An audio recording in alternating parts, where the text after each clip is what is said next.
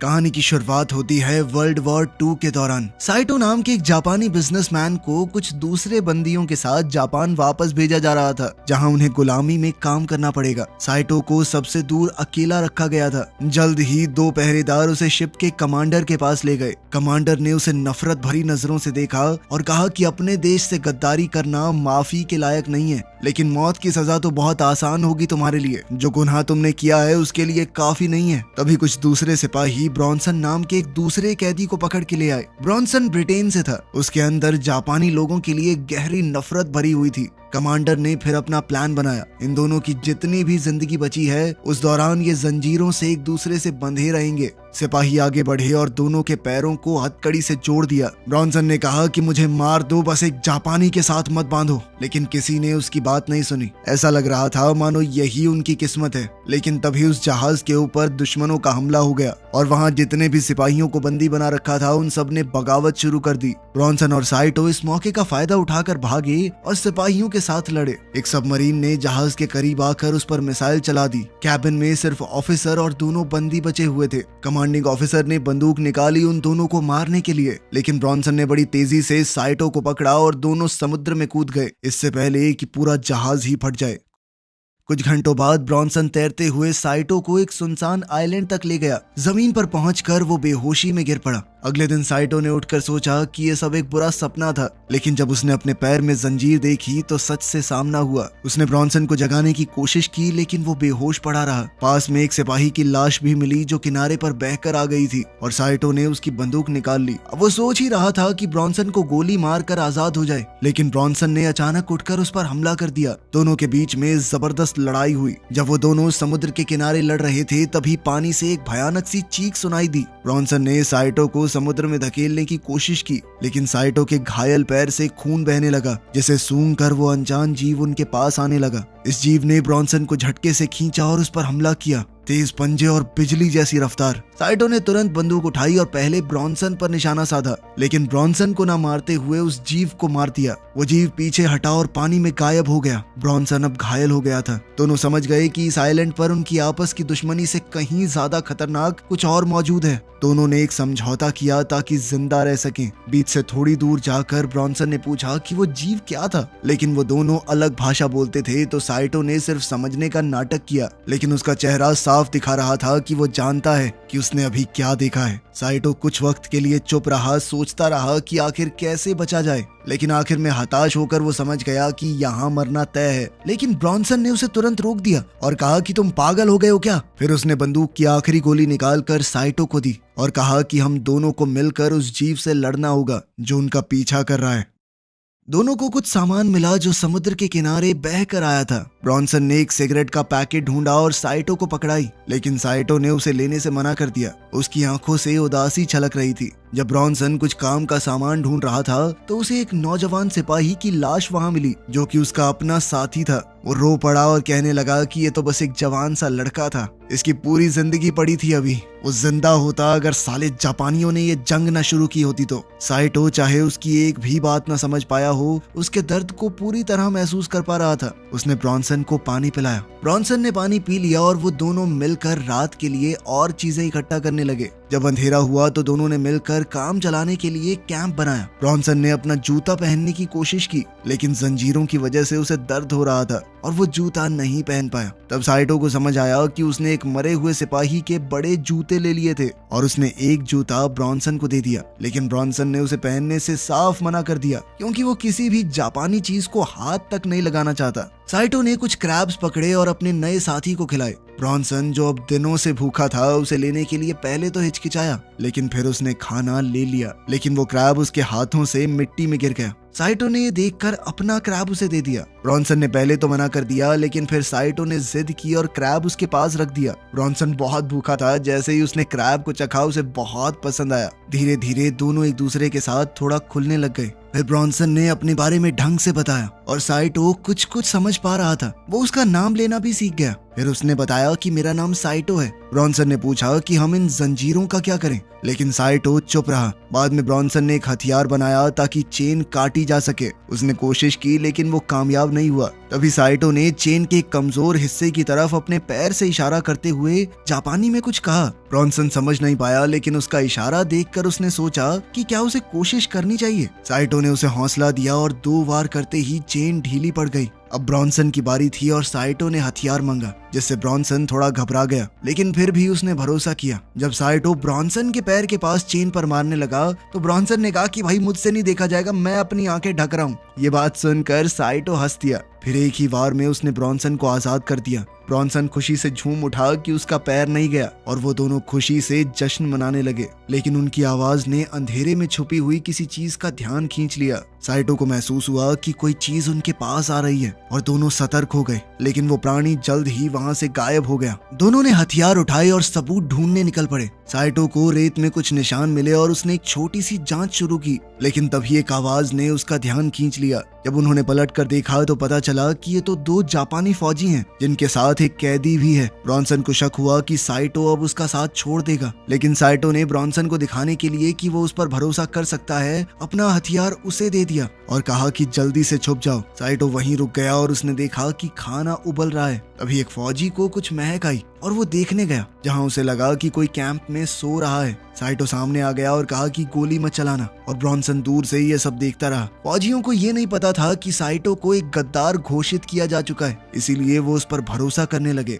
लेकिन ब्रॉन्सन ये नहीं जानता था कि असली खतरा उसके बिल्कुल पीछे है। कैंप में साइटो ने अपने पुराने साथियों से पूछा कि क्या कोई बचा है। उस आदमी ने जवाब दिया कि सिर्फ हम लोग ही बचे हैं, क्योंकि उन्होंने लाइफ जैकेट पहनी हुई थी, बाकी सब डूबकर मर गए। ब्रॉन्सन को थोड़ा देर से समझ आया कि समुद्र का वो जीव उसके पीछे है। वो इतना डर गया कि समझ नहीं पाया क्या करना चाहिए, और आखिरकार उसने अपनी आंखें बंद कर ली। लेकिन जब उसने दोबारा आंखें खोली तो देखा कि वो डरावना जानवर वहां से गायब हो चुका है। अब जापानी फौजी साइटो से पूछताछ कर रहे थे कि क्या पक्का यहाँ पर कोई और नहीं है। साइटो ने कहा कि वो अकेला है, लेकिन सिपाहियों को शक हो गया, क्योंकि उन्हें ब्रॉन्सन के वहां होने के कुछ सुराग मिले थे। एक फौजी अपनी तलवार लेकर उठा और कहने लगा कि जहाज डूबने से पहले एक अफवाह उड़ी थी कि एक गद्दार और दुश्मन को एक साथ जंजीर से बांध दिया गया है। जब उन्होंने साइटो के पैर से कपड़ा हटाया तो वो समझ गए कि साइटो एक गद्दार है। दूसरे फौजी ने उससे पूछा कि वो भगौड़ा कहाँ पर है। साइटो ने कहा कि वो मर चुका है, और उसने एक कब्र की ओर इशारा किया जहां उन लोगों ने ब्रॉन्सन के दोस्त को दफनाया था। एक जापानी फौजी ने कहा कि साइटो सिर्फ एक गद्दार नहीं, झूठा भी है, और धमकी दी कि अगर उसने सच नहीं बताया तो वो उसका गला काट देगा। तभी एक भयानक दहाड़ पूरे टापू पर गूंजी और सब लोग रुक गए। वहां मौजूद दूसरा कैदी डर के मारे चिल्ला पड़ा कि ये जीव जो भी है इंसान तो नहीं है। वो घुटने के बल गिर गया और अपने बचाव के लिए प्रार्थना करने लगा। एक सैनिक ने सबसे छोटे सिपाही से कहा कि जाके देखो किस चीज की आवाज है। वो ब्रॉन्सन के पास पहुंचा।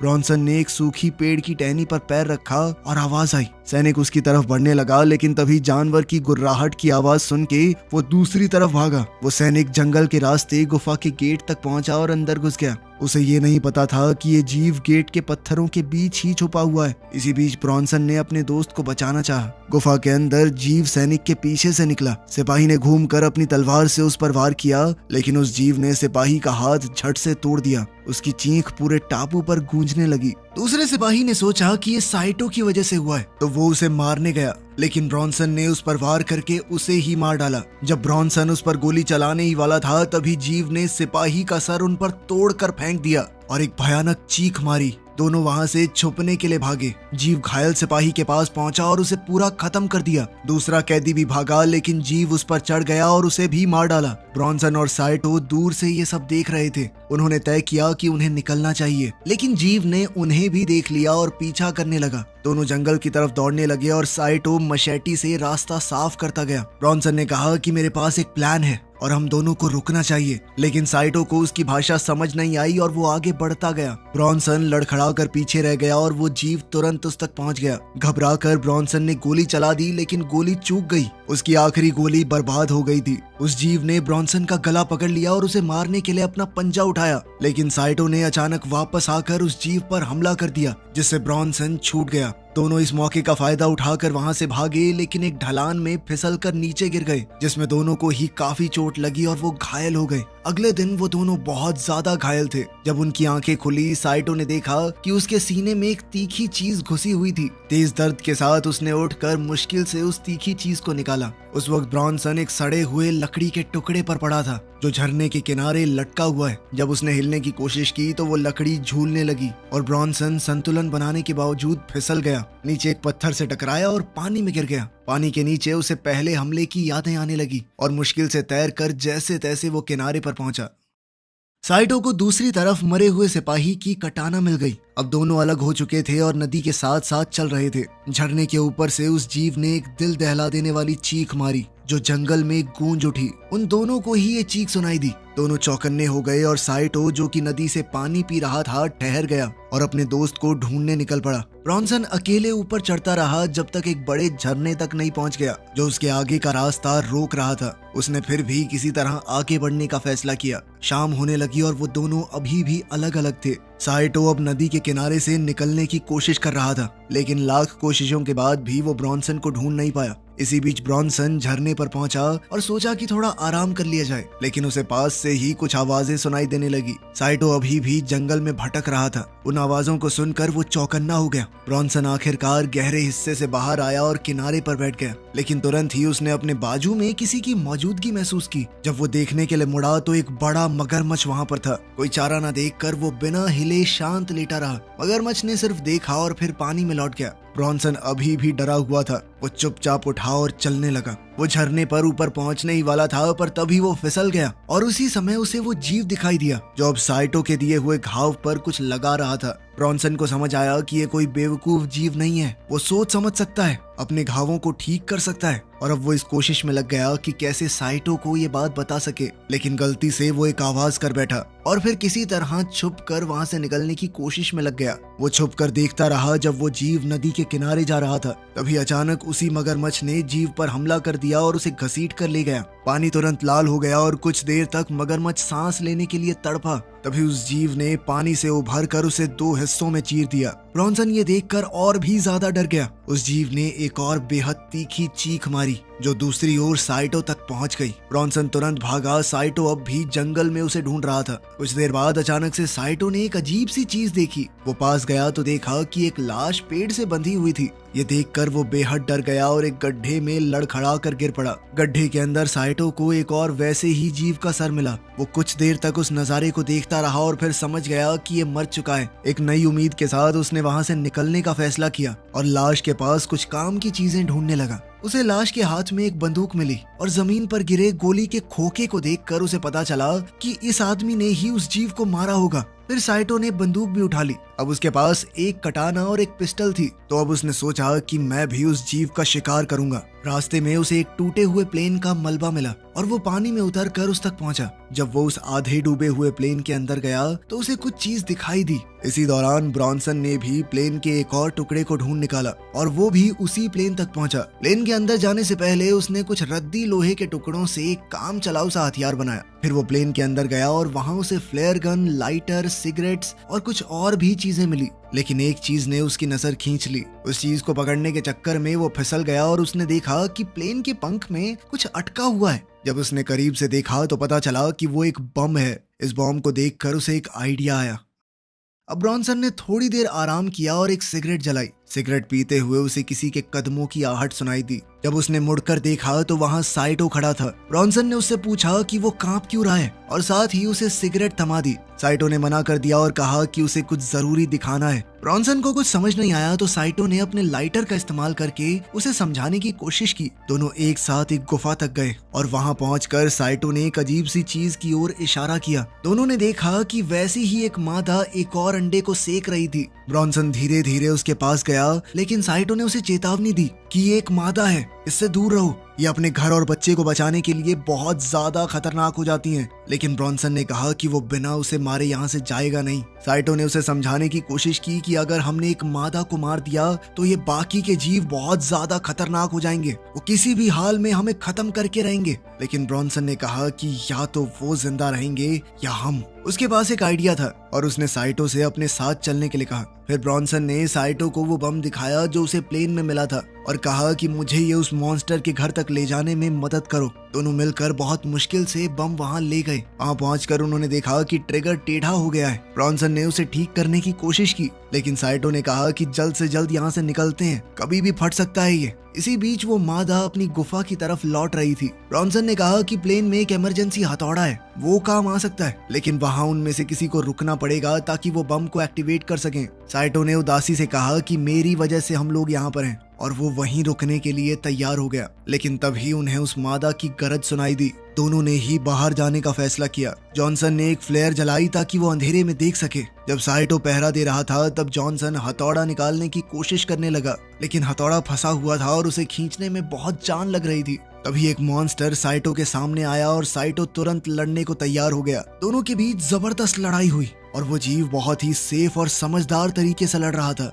आखिर में ब्रॉनसन हथौड़े को प्लेन से निकालने में कामयाब हो गया। साइटो ने डट कर उस मॉन्स्टर का मुकाबला किया और उसे प्लेन के करीब धकेल दिया। ब्रॉनसन को हथौड़े से कई बार वार करने का मौका मिला। वो दोनों ही उस जीव के साथ लड़ाई में लग गए और कुछ देर के लिए उसे एक कोने में दबा भी दिया। लेकिन जब उन्होंने आसमान की तरफ देखा तो उन्हें आग धीरे धीरे बुझती हुई नजर आने लगी। फिर जब उन्होंने सामने देखा तो वो जीव वहां से गायब हो चुकी थी। फिर दोनों जल्दी से गुफा की तरफ लौटे ताकि काम पूरा कर सकें। साइटो एक बार फिर से पहरा देने लगा, जबकि ब्रॉनसन बम के लैच को ठीक करने की कोशिश कर रहा था। जैसे ही ब्रॉनसन ने वो लैच ठीक किया, उस जीव ने पीछे से हमला बोल दिया, लेकिन साइटो ने तुरंत उस जीव के सीने में छुरा घोंप दिया। जैसे ही वो उसका सर काटने की तैयारी कर रहा था तो उस जीव ने उसे दीवार पर दे मारा और फिर वापस ब्रॉनसन पर हमला किया और उसे भी जबरदस्त हमला करके घायल कर दिया। साइटो ने जैसे तैसे अपनी हिम्मत बटाई, उठा और अपना हथियार भी उठाया और एक ही झटके में उस जीव की आंख में गोली मार दी, जिसके बाद उस मॉन्स्टर ने ब्रॉनसन को छोड़ दिया। साइटो ने दोबारा गोली चलाई लेकिन चूक गया,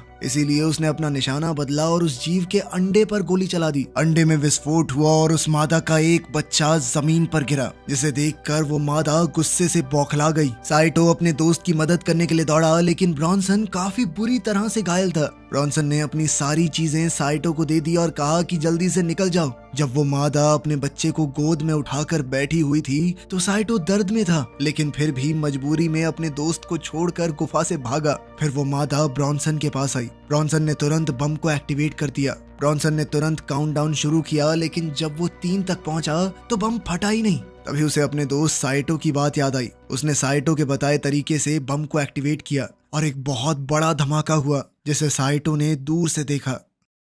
अपने दोस्त को खोकर साइटो बहुत उदास हो गया। फिर उसे वही भयानक चीख सुनाई दी और उसे समझ आ गया कि वो जीव अभी भी जिंदा है। अब उसने झाड़ियों के बीच से भागना शुरू किया और वो मादा भी उसका पीछा करते हुए जंगल के रास्ते से भाग रही थी। साइटो समुद्र के किनारे पहुंचा और निराश होकर घुटनों के बल गिर गया, लेकिन फिर उसे अपने दोस्त की कुर्बानी याद आ गई और गुस्से में उसने लड़ने का फैसला किया। जैसे ही वो मादा समुद्र किनारे पहुंची और देखा कि कोई उसके सामने घुटनों पर बैठा है तो वो एक ही झटके में उस पर झपट पड़ी, लेकिन वो एक जाल था। साइटो रेत से उठा और उस जीव के सामने खड़ा हो गया। उसने उस जीव पर वार किया, लेकिन खुद भी घायल हो गया। उसने हार नहीं मानी और उस जीव का सामना करने के लिए दोबारा खड़ा हो गया। उसने उस मादा को ये कहकर ललकारा कि मार दिया ना तेरे बच्चे को, आजा। जैसे ही उसने साइटो पर वार किया, साइटो ने उसके पेट को चीर डाला और वो मादा जमीन पर गिर पड़ी। वो उस कमजोर पड़ चुकी मादा के पास गया और उसके ऊपर झुककर अपनी तलवार निकाली, लेकिन उसे मारने की बजाय उसने वो तलवार उसके पास ही जमीन में घुसा दी और कुछ कदम पीछे हटकर एक फ्लेयर गन को उठाने लगा। तभी जंगल की तरफ से कुछ और आवाजें आई और वो समुद्र के किनारे की तरफ चलने लगा। वहाँ वो आग जलाने की कोशिश कर रहा था, लेकिन फ्लेयर टूटा हुआ था। अब उसकी आखिरी उम्मीद भी टूट गई। एक थका और हारा हुआ साइटो रेत पर गिरकर बेहोश हो गया। कुछ घंटों बाद साइटो की आंख एक अमेरिकी जहाज पर खुली, जहां एक ऑफिसर उससे पूछताछ कर रहा था। साथ में एक जापानीज ट्रांसलेटर भी था। ऑफिसर ने पूछा कि क्या ब्रॉनसन ने उसकी मदद की थी, लेकिन साइटो चुप रहा। फिर ऑफिसर ने ट्रांसलेटर से कहा कि इससे पूछो इसने क्या किया है, इसका जुर्म क्या था। साइटो ने जवाब दिया कि मैंने अपने ही कमांडर को मार दिया, क्योंकि वो बेकार ही मेरे सारे साथियों को मौत की तरफ धकेल रहा था। ऑफिसर फिर से ब्रॉनसन के बारे में बात करने लगा और साइटो को उसके साथ बिताए हुए पल याद आ रहे थे। आखिर तक आते आते वो दोनों सच्चे दोस्त बन गए थे। ऑफिसर ने पूछा कि क्या कोई और भी जिंदा है उस आइलैंड पर। साइटो ने कहा कि वहाँ कोई नहीं बचा। फिर वो जहाज की खिड़की से बाहर देखने लगा। जब उनका जहाज किनारे से दूर जा रहा था तब पता चला कि वहाँ तो वैसे कई और जीव भी जिंदा हैं और इस आइलैंड पर उनका ही राज रहेगा। वीडियो पसंद आई तो लाइक कर देना, चैनल को सब्सक्राइब कर लेना। मिलते हैं अगली वीडियो में।